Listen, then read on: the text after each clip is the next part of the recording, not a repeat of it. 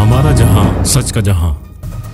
कराची में रूसी फेडरेशन के साथ पीपल्स यूनिटी डे मनाना। रूसी कौंसल खाने में इस्तकबालिया डिनर के लिए रूस के कौंसल जनरल मिस्टर अंद्रेवी फेडरूक के साथ शामिल होने का एजाज। इस तकरीब में वज़ीर आला सिंध और गवर्नर सिंध ने कारोबारी रहनुमाओं, सफारतकारों और वुज़रा के साथ साथ मेहमान खुसूसी की हैसियत से शिरकत की।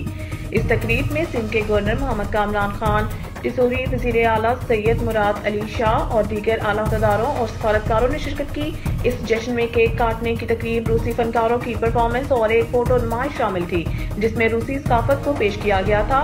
फेडरूक ने पीपल्स यूनिटी डे के पीछे की तारीख शेयर की। उन्होंने 1912 में रूस की आज़ादी के लिए लड़ाई के बारे में बात की, जब कौम ने गैर मुल्की हमलावरों को निकालने के लिए मुतहद किया। लचक का ये जज्बा आज भी रूसी अवाम को मुतासिर करता है।